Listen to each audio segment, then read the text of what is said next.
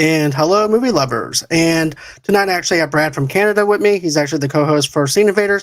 We're going to be getting into it with our Leon the Professional review. So let's go on ahead. Let's get on with it.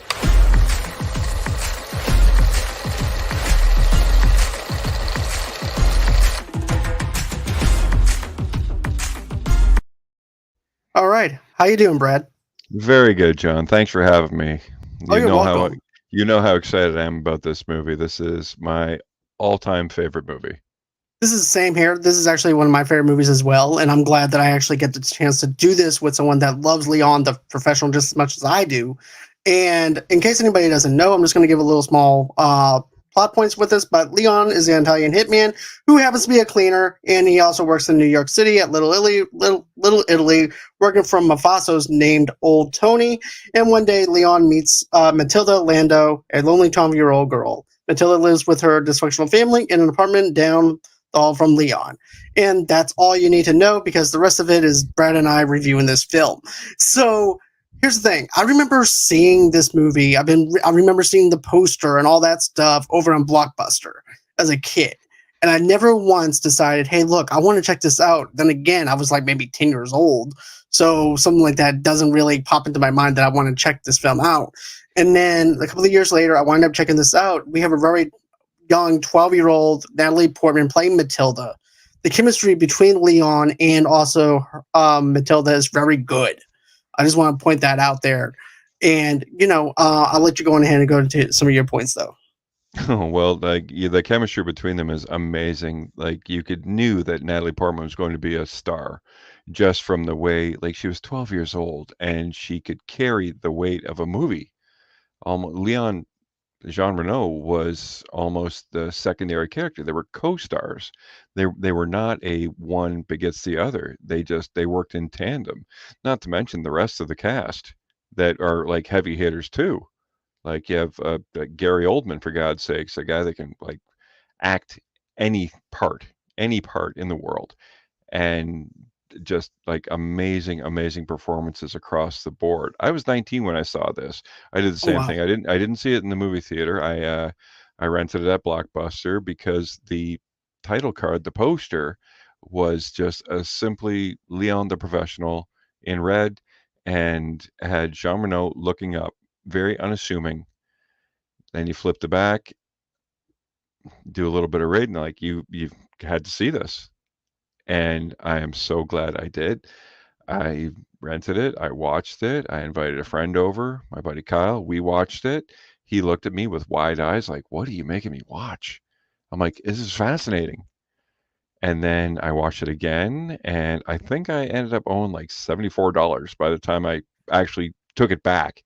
It would have been cheaper for me to buy it. Back in the day, in 1994, if you wanted to buy a freaking videotape, which is about that big, Right. was about $110. And I bought it. I bought it and I watched it till it was onion skin thin. I love this movie so much. I love this movie a lot. And also, too, you can actually pick up on things that you didn't see before the first time going into this film at all. Because it's been years since I've seen this movie. So it's actually on Netflix for people who are wondering where they can stream it at. It's actually on Netflix for you to stream. And that's where I watched it. But, when you first get introduced to this thing, you actually see bodyguards running away from something. You don't know what to expect. Then all of a sudden, you see this one guy just by himself with these dual guns. And Yeah. then Leon pops out of this closet, and he puts his boss on the phone Puts and in puts holds the in it the gentleman he's a heroin dealer that is in town that really does not have permission. His name's Maurizio. He does not have permission from the big boss in Little Italy to be there, so he's there. And so they send Leon to just convince him. Leon convinces him by killing his entire crew and then sneaking up behind Maurizio in a very Batman-esque like type and just pulls a knife to his throat and has a cordless phone, tells Maurizio to dial the number. Maurizio is already on the phone because he's dialed 911. He's like, someone's trying to kill me. Someone's trying to kill me. Maurizio calls Leon's boss. They have a little exchange. And John and I were talking about this earlier. Right. Jean Reno has very little dialogue in this movie because tough guys don't have to tell you they're tough. So he does not have to brag. We were talking about if this was a Quentin Tarantino movie, Leon would have said his boss said, "Make Maurizio understand, then let him go." If it was Tarantino, Leon would have had about a 15-minute diatribe of how I'm going to kill everybody you love, their pets. You're going to go to their funeral. I'm going to make a list and kill all them, and then them, and then them, and you will have nobody. And it would have been about 15 minutes worth of I'm a tough guy. Leon looks at him and said, "Do you understand?" And then just walked away. Yeah, then he And it just was disappears into the so shadows. so cold, so perfect. It was terrifying. It It was was. terrifying. And to me, that's what you need. You need something that is something so simple to actually say instead of a big, huge dialogue. Well, And you can be just as threatening with just something with someone, do you understand? And then he goes, I understand. And then the guy is over there about to piss on himself. You can definitely tell oh, that. absolutely. And Like he's shaken up. Leon goes back into the shadows and goes about his day like nothing even happens. And it's just one of those things where because it's like very haunting. it's just a day in the life. That's his job. That is And his that's what I job. love. He is the assassin. Now we've recently we get movies like John Wick and The Raid and all these really, really great movies. I love I'll never say a bad thing about any of them. But the assassin is such an elite, glamorous position to be in. You have Mustangs, you have big cars, you have dogs that your wife gave you, and like mansions. Leon is not live a charmed life. He lives a very sad life in which where all he does is drink milk. He's got a big thing for milk. He does sit-ups, goes to matinees and watches Gene Kelly movies, and he loves his houseplant. He sleeps sitting up with sunglasses on, with the lights on, in a very uncomfortable chair Yep. with a gun in his hand. You ever slept in a chair, John? Yep, I tried to. It Matter of fact, we sucks. actually had, yeah, it does. Because next thing you know, your back starts cramping, you are sitting uncomfortably, and you just can't get comfortable at all. So therefore, you wind up with all these cricks in your neck and everything. I don't know how Leon does it, He but wants to be uncomfortable um, because he wants to be ready all the time. He cannot truly get comfortable. He cannot truly get happy. You see him sitting in the back of the theater because he doesn't want anybody behind him. right. That Because that's just his tradecraft. yeah, that's something else I wanted to talk to you about though too. The little small things like that is what make that develops the character for me that I really liked about him. Because yes, he lives in the apartment by himself, but it's the stuff that he does within the apartment itself about characterization of the character Oh yeah. and Very the built small. up. Yeah, and it's just your classic hitman. There's nothing really kung fu about it or anything like that. It's one of those things where, it's about this guy who's struggling with his own problems and just in the day of the hitman. And like you said before, though, with him being in the movie theater, I like how he's sitting in the back because he never knows who's going to be watching him, No, and and therefore, he's right, always on edge. That's not a very glamorous life. And he does nothing. He goes on jobs. Apparently, he gets $5,000 a hit from when he actually explains to Matilda, the girl that. Well, let's just explain the plot. okay, Matilda is the 12-year-old girl. Like I said, we lives in the shitty apartment down the hall from him. She's abused. Her father, her stepmother, her stepsister, and her brother. Her father's a drug dealer. Her mother's a prostitute. Her stepsister is a burgeoning prostitute, and her little brother. All she does is take care of her little brother. That's it. You see her smoking cigarettes at 12 with a bloody nose, so you know she got a backhand from her dad or from her stepmom. And she sees Leon walk back and forth, and she always just has a little quip from him, like, "Does life suck all the time, or just when you're a kid?" Now, Leon, being very not so honest. Honest? Yes, honest. He looks at it and Just says, always, always, always sucks. Always this hard. And he goes on his way. right. He comes back from a job. Matilda, Natalie Portman, asks if she can go to the market for him. She's just looking for some kind of connection, some kind of yes. He says, "You drink milk, right?" He says, "Yes." Whatever. Just kind of get out of my hair. I'm alone, solitude, don't want to talk to anybody. She goes off to the market, and then her family is slain by a gang. Right, because A gang is consisting of Gary Oldman and some pretty much unknown actors, but my God, do they ever pull it off? Now, you find out later that this gang that slayed them are corrupt cops that are selling drugs through Matilda's father.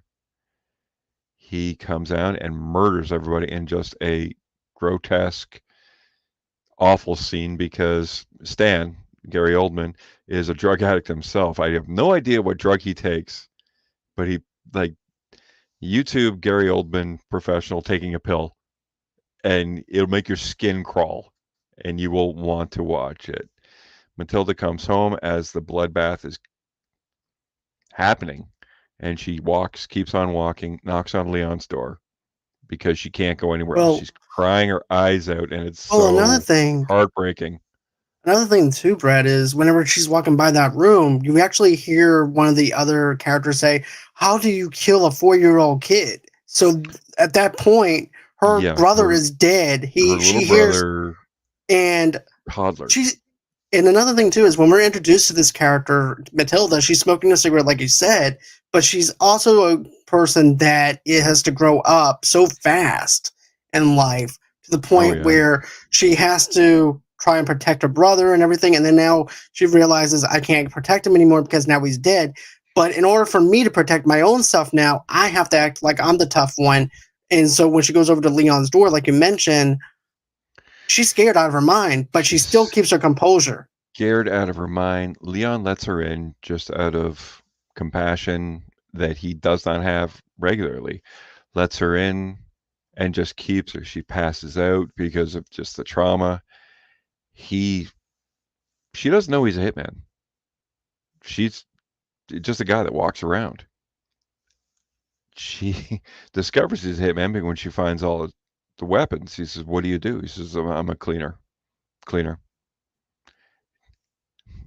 Then through a ridiculous twist, Leon does not know about children. He doesn't know about anything. He's an illiterate man who just probably came out of the French military and just like showed up and is put to work by Tony. And he teaches her how to be a cleaner because she asks him to, because she wants revenge on these cops for killing her little brother. And So what is it? What does a broken man who has no social skills do? He trains a 12-year-old girl how to be an assassin, a hitman.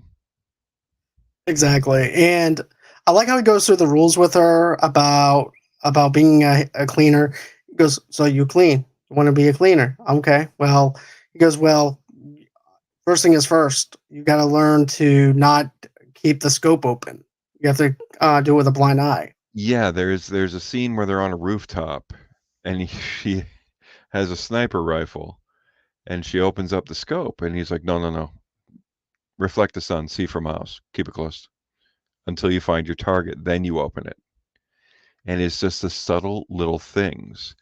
She tries to prove herself that she's a badass, so she takes one of his handguns and starts shooting out the window. So he grabs her. They move apartments, and he tells her, he says, "You can't do that. That's not professional." He's not chastising her for shooting a gun. He's chastising her saying, "This is not how professionals work. You want to do this, I'm going to show you."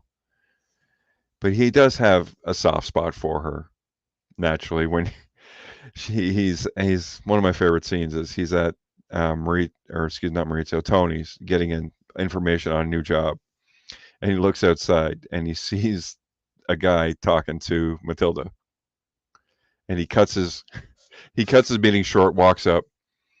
and grabs the cigarette out of her hand and says, "You got to stop smoking." And he's like, "Okay." And you have to stay where I stay. Okay. And he looks at the guy and says, "And stay away from him. He looks like a weirdo." And she doesn't want anybody like now is that him having compassion for her, or is that him worried that his cover's going to get blown? That's through as the movie rolls, there is the you need to be professional, but I am starting to care for this girl in a paternal way. Most definitely, because I believe this is like a father and daughter kind of relationship that they actually have to the Absolutely. point to the point where it's like, okay, well, I got to protect her from these other people and everything too. Not only the drug dealers or anything like that, but I also have to take charge on people that are going to take advantage of her because it's a Exactly. scary world out there too. So he's Oh, actually protecting her from the outside world. he's the And scariest. So he knows what to look for, which is scary. exactly. And then also too, I like how his character changes from a character that sits in this uncomfortable positions to all of a sudden he's letting his guard down to where he can actually sleep. He does sleep in a bed for the first time in what seems like years. They never really say the timeline, but like he sleeps in a bed, she watches over him. He snores apparently. Still sleeps with a gun, wakes up very disheveled, very what's going on. And throughout it, she discovers that the gang that killed her family, her brother, which she's most concerned about, are corrupt cops. So she goes to the police station with a pizza box and a bunch of guns. Now, she's discovered by Gary Oldman Stan, and Leon has to go get her. And he does. He goes in the police station, smacks out a few cops, shoots the rest, and gets her, which promotes Stan to get the entire SWAT team. There's a very famous, if you just type Leon the Professional Everyone right now in YouTube, you'll see Gary Oldman screaming everyone. So he gets every SWAT member to converge to take out Leon. Which is And hilarious, though. The way that it, he conducts it is just oh, dark comedy altogether. oh, because he is, like, as he's on this pill. Like I said, I don't know what this pill is, but you see him twist his neck and roll it, and he's having a good time. And I you know what, we've spoiled so much. I don't want to spoil the ending Okay, that's fine. We don't because have to. it like if we have not sold this movie just on the things like Leon takes her on hits in the director's cut. So if you can find the director's cut, check that one out. There's about an additional 9 minutes of footage that really adds to it. Um, he displays the rules beyond being professional. No, he gets about $5,000 a hit, and his rule that was adopted by I believe the movie The Boondock Saints. Yeah, the Boondock Saints. He said no women, no kids. That's his only rule. I guess he'll kill anybody, but you don't kill women, you don't kill children. Which good up for us men. Exactly. We're up for grabs. That's not fair. It's not fair in 2022. This is 1994, people. Right. But another thing too is I like how also too where you wind up seeing Tony questioning um Leon though too because he wants to actually train Matilda because well I need the trainer talking about the sniper rifle and Right. he goes wait why do you need the sniper rifle for he goes to train. The train. He does not let Tony know that he's training a young lady, but when he requests the weapon, he's like, these are for amateurs. And that was the one thing he says: the rifle is for your first hit, the knife is for your last hit, because the knife you get close. They very great foreshadowing with the opening scene. I also wanted to talk about this other scene though too, when you actually see Leon go into this Italian restaurant or this restaurant, and he just comes out and just shoots everybody at that table Yeah. and leaves one guy there just to tell the story. The women, and no kids. Yeah. that's what I loved about it. It's this movie is so entertaining. You It really is. And when you sit back and you like we're not selling it properly. When you sit back and you realize that you have this professional assassin training a 12-year-old girl, it makes you shake your head, but it makes so much sense. definitely You're on board for it and you're rooting for her to get the training to achieve her goal. get that revenge, and then also too maybe her and Leon could actually do hits together. Your mind will go through this whole entire emotional roller coaster of like, okay, so what happens after this? Do they go on their own event? Do they go their own way? Does she wind up Well, becoming a cleaner? It goes through she goes to Tony, right, ultimately, and he has money for her and such. You know, it's kind of foreshadowing what happens. But she's like, "Well, I can work, I can clean," and he's like, "No, you're a 12-year-old goddamn girl. No, like you can't subject that." So she kind of just goes on her way, and Tony somewhat takes care of her at the request of Leon in case anything happens to him. right. It was it's a weird loyalty that Tony has for Leon, but we were talking earlier, there is somewhat of a curious relationship between Tony and Leon that is kind of broken when Matilda shows up and Leon's missing hits and just kind of enjoying being a human with Matilda. Right. Like I said, that's the great thing about the characterization, and also too, I like character arcs where the character starts changing and Yes, starts doing things. Because if it was just a hitman and that's all we got, it wouldn't. We would actually okay, this character's one dimensional. But then once we get into it, he starts becoming getting these layers to him in the middle of the movie to where you actually care about him. You become and more invested into his character. he wants more. Nobody ever told him he was allowed to have more.